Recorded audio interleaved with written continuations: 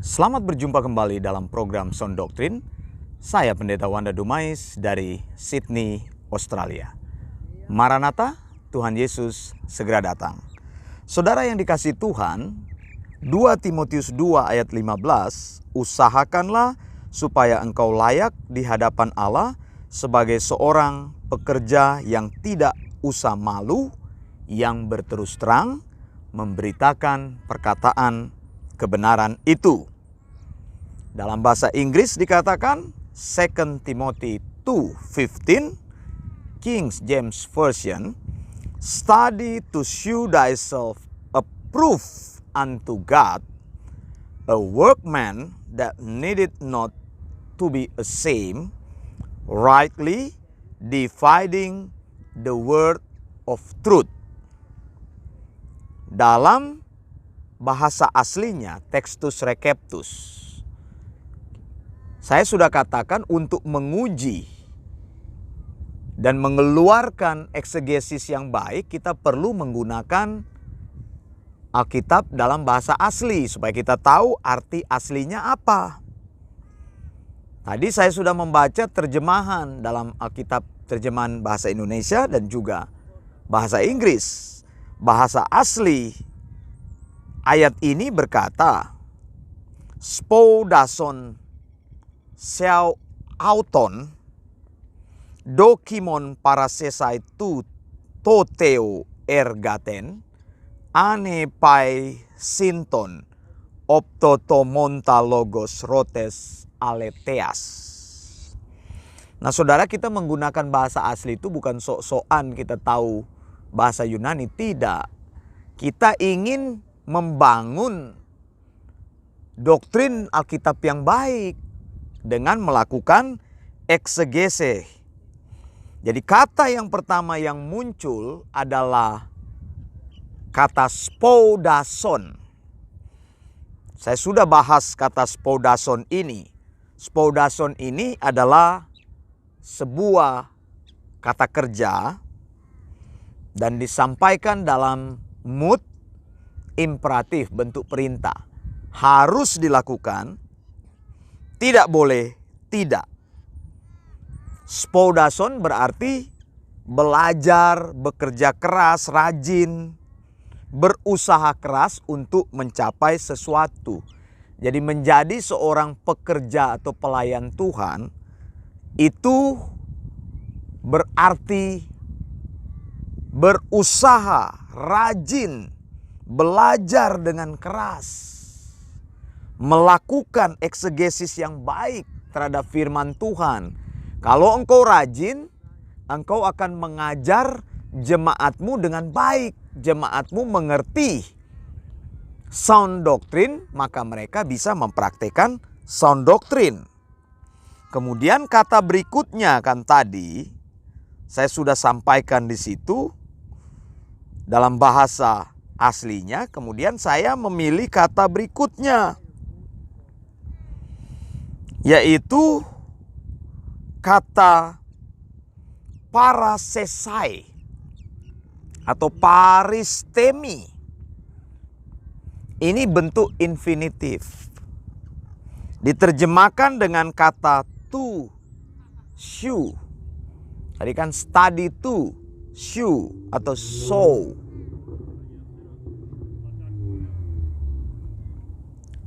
To shew artinya apa? Ya, dari kata sow, sew, itu menunjukkan atau siap sedia ada pada saat itu. Jadi berusaha keras itu artinya, atau belajar dengan keras itu, kemudian engkau selalu siap sedia. Untuk apa? Dokimon atau dokimos, menjadi orang yang layak atau di-approve. Di-approve itu kan diterima, ya. Ya. Ini kata ini awalnya dipakai untuk mengatur orang dalam mengatur peredaran uang. Jadi dipakai orang untuk memeriksa keaslian sebuah mata uang. Jadi dokimon atau dokimos itu adalah orang-orang yang betul-betul terpercaya. Nah, melalui 3 kata ini kita mendapatkan atau kita sudah mengeksegesis dan kita bisa membangun sebuah prinsip.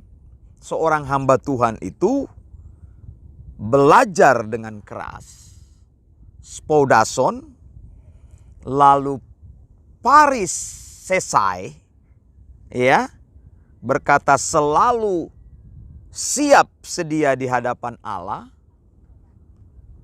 always be ready, always getting ready, ya, tidak pernah lalai. Jadi Allah itu adalah pemimpin kita, kemudian menjadi hamba Tuhan yang bisa dipercaya, dokimon. Dokimon. Jadi seorang pekerja, seorang pelayan Tuhan, pegawainya Tuhan, bisa juga ergon itu atau ergaten itu menunjuk kepada pekerja yang dibayar. Saudara jangan salah mengerti saya ya. Meskipun saya mengajarkan bahwa persepuluhan itu bukan prinsip Alkitabiah dan saya sudah membuktikan berdasarkan sound doctrine. Tapi saya tidak ada maksud sama sekali untuk membuat hamba-hamba Tuhan menjadi miskin di gerejanya. Tidak. Jadi banyak orang ketika tahu hal ini mereka berpikir ini pendeta Wanda membuat persepuluhan jadi berkurang di gereja. Pemasukan jadi berkurang. Makanya banyak juga pendeta-pendeta yang marah begitu. Kalau bisa jemaatnya jangan dengar pengajaran dari pendeta Wanda Dumais. Karena kalau sudah dengar maka nanti sudah tidak bayar persepuluhan. Bahkan ada pendeta yang langsung bilang persepuluhan itu harus dibayar, wajib. Begitu. Dipaksakan kepada jemaat. Dasarnya tidak ada. Yang saya tentang adalah prinsipnya. Yang saya tidak setuju itu persepuluhan dibawa kepada prinsip penata laksanaan gereja modern. Begitu. Karena kan sudah terbukti dalam sejarah persepuluhan itu baru muncul tahun 300. Nah tetapi saudara, saya mau sampaikan dari kata ergon ini ya. Seorang yang melayani Tuhan itu adalah seorang pekerja.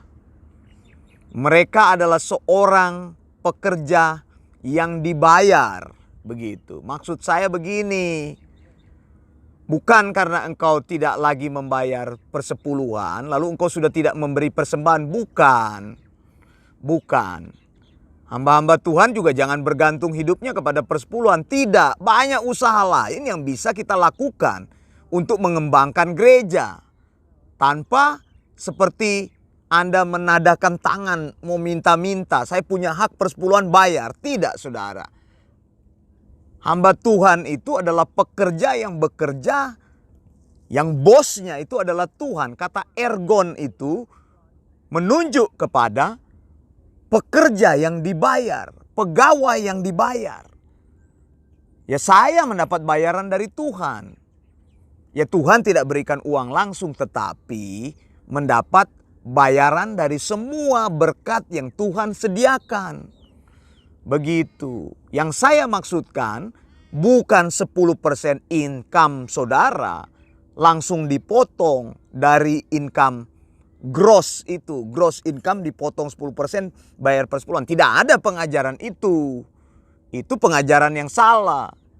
Persepuluhan yang sudah saya selalu ajarkan kan tidak berbentuk uang. Persepuluhan itu adalah hasil bumi. Engkau mau pakai teori mana? Saya sudah buktikan teori itu salah, semua teori itu. Engkau tidak ada lagi mau tunjukkan teori persepuluhan kepada saya. Saya sudah bahas hampir lengkap seri persepuluhan. Kalau ada yang mau, saya sudah membuat dalam bentuk audio. Saya sudah membuat dalam bentuk video. Saya sudah membuat dalam bentuk tulisan. Nah tapi hamba Tuhan itu disebut pekerja. Ya, mereka harus siap. Jadi pekerja Tuhan juga jangan selalu menuntut haknya. Tapi engkau melalaikan bekerja di ladang Tuhan. Engkau tidak memberitakan kebenaran. Engkau tidak mengajar dengan baik. Engkau tidak melakukan hermeneutik. Engkau tidak melakukan eksegesis. Lalu mana? Tidak ada doktrin yang keluar dari pelayananmu. Tidak ada prinsip sound doktrin. Ya engkau biarkan jemaatmu jadi bodoh. Sekarang engkau tuntut-tuntut persepuluhan. Engkau tuntut engkau dibayar. Seorang pekerja layak dibayar kalau dia bekerja dengan baik. Saudara, dalam hidup saya sudah tunjukkan kualitas saya selama saya bekerja. Dan terbukti selama saya bekerja, saya mendapatkan promosi demi promosi. Dalam juga pelayanan yang kami bangun, bisnis yang kami bangun juga seperti itu. Engkau tidak bisa menawarkan sebuah servis tanpa kualitas servis yang baik. Lalu engkau mau tawarkan harga yang mahal, orang tidak akan membayar. Orang berani membayar karena kualitas servismu. Ini contoh saja. Ya, saya pernah berpikir untuk mengajar bahasa Inggris secara online. Lalu saya bergabung dengan komunitas pengajar-pengajar bahasa Inggris dari seluruh dunia. Lalu ada seorang mentor yang berkata, kamu tahu nggak? Kalau kamu mengajar bahasa Inggris, kamu perlu menetapkan harga yang tinggi. Berapa saudara dia bilang? Dia bilang, saya sudah melakukan, orang ini bilang.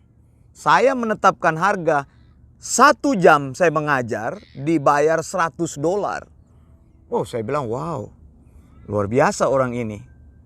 Itu bukan hanya omongan, tapi dia buktikan. Dan ada sacrifice yang harus dilakukan. Sampai orang berani membayar waktumu $100 per jam untuk mengajar bahasa Inggris. Jadi jangan saudara pikir semuanya cuma-cuma. Pelayanan tidak cuma-cuma. Nah, saya juga mau katakan pekerja di ladang Tuhan wajib mendapatkan gajinya, dibayar dengan cara yang layak. Siapa yang membayar? Ya orang yang menerima pelayanannya. Kalau pelayanannya bagus, kualitas pelayanannya bagus, jemaat perlu mensupport dia. Begitu, bukan dengan persepuluhan, tapi pemberian-pemberian. Kan Alkitab sudah mengajarkan seperti itu. Jadi jangan tuntut haknya terlebih dahulu. Kalau engkau mau gajimu naik, tunjukkan kualitas pelayananmu. Yesus melalui Paulus yang mengajarkan sound doktrin mengatakan pekerja tidak merasa malu. Karena apa? Tidak lalai. Kedua apa? Karena dia belajar keras. Ketiga apa? Membuktikan, dokimos, membuktikan kepada Allah bahwa dia orang yang di-approve. Kata dokimon itu kata yang dipakai untuk memeriksa keaslian uang. Apakah itu uang asli atau uang palsu. Awalnya dipakai seperti itu. Artinya menunjukkan kepada orang-orang yang bisa dipercaya. Jadi hamba Tuhan memang layak hidup dari pelayanannya. Kalau engkau melayani dengan baik, mengajar jemaatmu, mengeluarkan sound doktrin, melakukan eksegesis, melakukan hermeneutik dengan baik, maka engkau layak mendapat upah yang layak. Ya betul.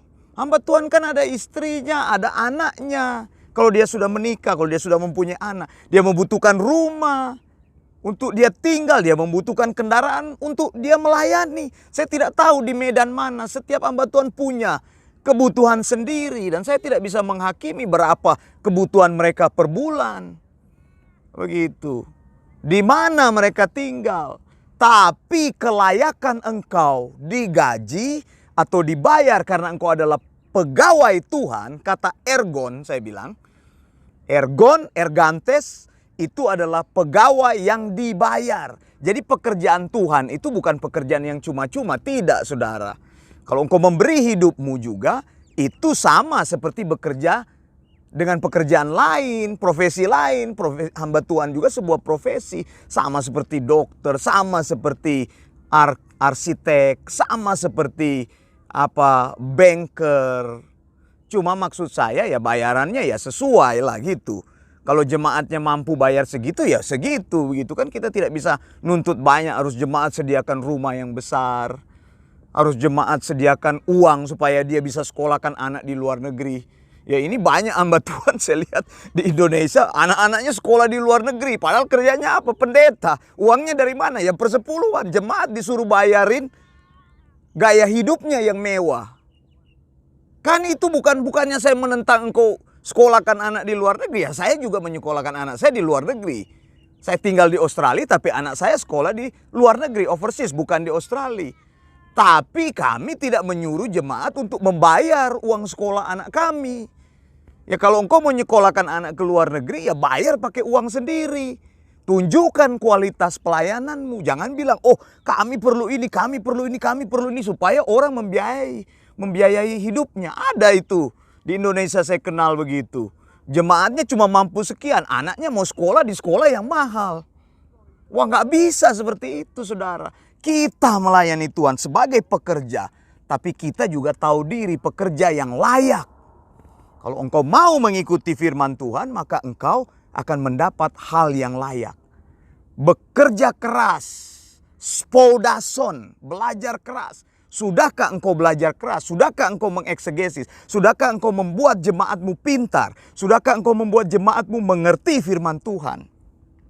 Ada yang mendengar khotbah saya, engkau sudah bertahun-tahun bergereja, engkau tidak mengerti. Setelah dengar firman Tuhan dari saya, engkau baru tahu, oh begini ya. Sekarang pengertian saya dibukakan. Iya, karena selama engkau bergereja mungkin sudah 5 tahun, 10 tahun, 15 tahun, 20 tahun ada di tempat yang sama. Engkau cuma dengar tentang apa? Bagaimana berdoa, bagaimana masalahmu dilepaskan, bagaimana berkat dari Tuhan, bagaimana tentang prinsip-prinsip pikiran positif, bagaimana tentang mujizat, bagaimana tentang dilepaskan dari kutuk dan sebagainya. Tidak pernah diajar dasar firman yang baik sehingga engkau tidak mengerti. Bahkan prinsip persepuluhan engkau tidak tahu, baru saya bukakan, oh begitu ya Pak Wanda. Iya, berarti pendetamu tidak mengajar dengan baik. Cari sound doktrin.